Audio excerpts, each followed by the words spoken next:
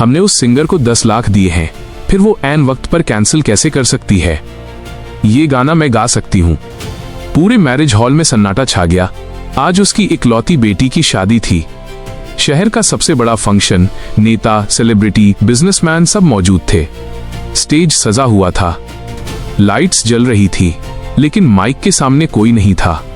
जिस सिंगर को बुलाया गया था, शहर की सबसे हिट आवाज, उसने ऐन वक्त पर मैसेज भेज दिया, सॉरी मैं नहीं आ पा रही, पैसे ले चुकी थी, नाम भी और अब गायब। करोड़पति की इज्जत दांव पर थी। फिर उस गरीब बच्ची ने जो किया और उस करोड़पति की इज्जत दांव पर थी, वो बच पाई या नहीं जानने को पूरी वीडियो आखिर तक देखते रहिए। आज करोड़पति की बेटी की शादी थी। रोशनियों से जगमगाता 5 स्टार मैरिज लॉन, फूलों की मेहराबें, सजे हुए गोल टेबल, बीच में डांस फ्लोर, स्टेज पूरी तरह सजा हुआ था। पीछे LED स्क्रीन पर खूबसूरत विजुअल्स, सामने रॉयल सोफा, दोनों तरफ फूलों की झड़ी, लाइट्स जल रही थी, स्मोक मशीनें स्टैंड बाय पर थी, डीजे बूथ तैयार था। उसी हॉल के पीछे बर्तन धोने की जगह पर एक छोटी सी लड़की काम कर रही थी।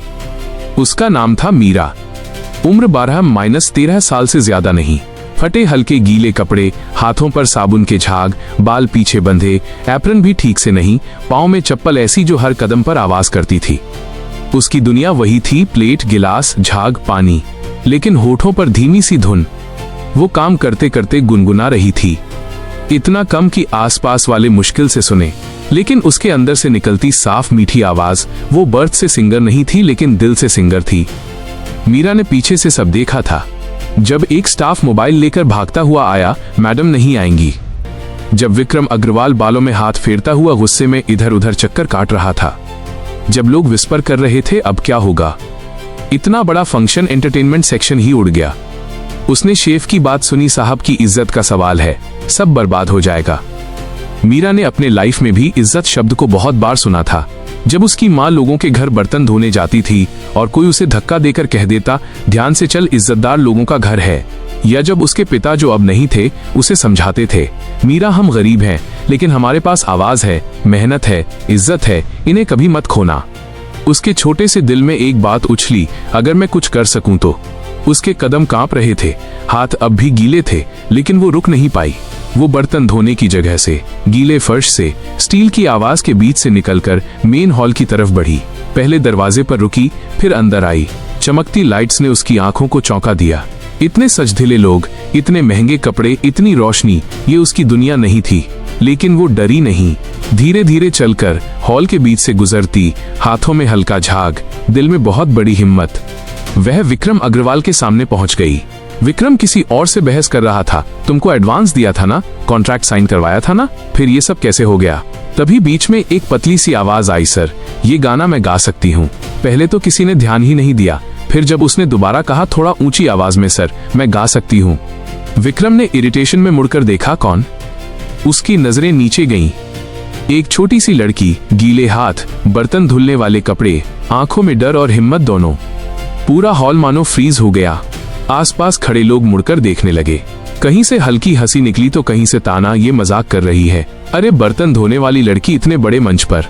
एक रिश्तेदार जो खुद को बहुत समझदार समझता था, सीधा आगे आकर बोला, भाई साहब इसे मत चढ़ाइए स्टेज पर, आपकी और बेइज्जती हो जाएगी।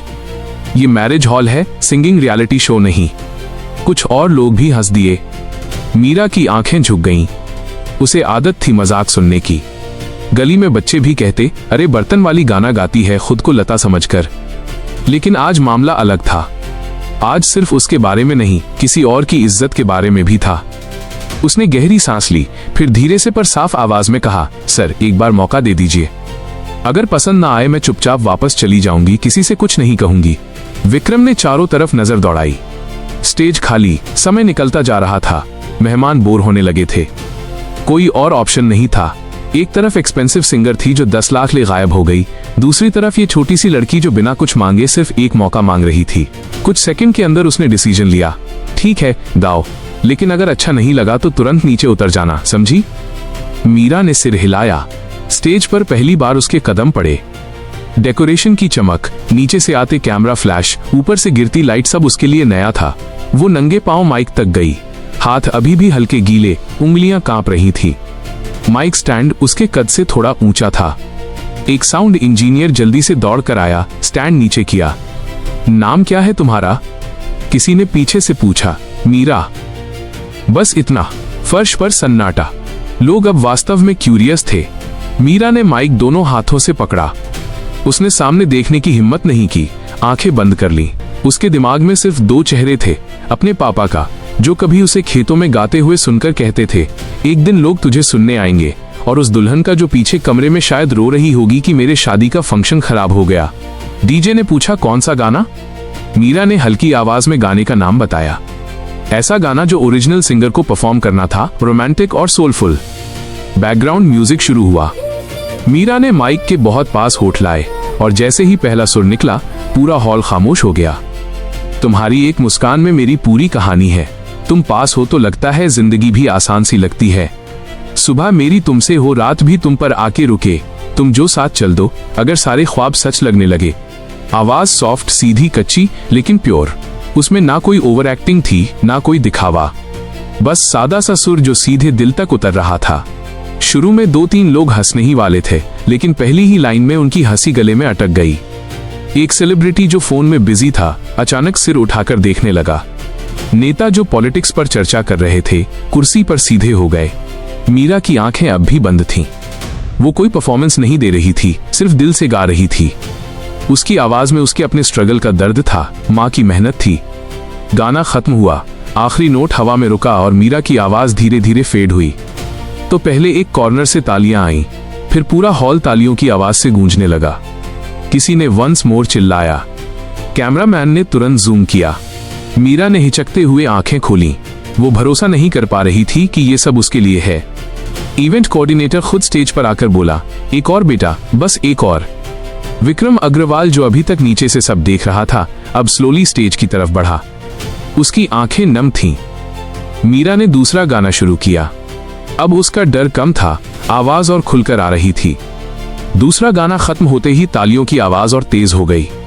अग्रवाल जी स्टेज पर गए और उस छोटी लड़की के सामने खड़े हो गए। बेटी, उसकी आवाज भारी थी, आज तुमने मेरी इज्जत नहीं, मेरी बेटी की शादी बचाई है। तुम्हारी वजह से कोई हमारी कमी पर नहीं हंसा। आज से ये लड़की मेरे लिए सिर्फ बर्तन धोने वाली नहीं है, ये हमारी फैमिली की गेस्ट है। उस रात मीरा को सिर्फ तालियां नहीं मिली, उसे इनाम मिला। एक म्यूजिक एकेडमी के ओनर ने उसे फ्री ट्रेनिंग देने का वादा किया। एक एनजीओ ने उसकी पढ़ाई की जिम्मेदारी ली।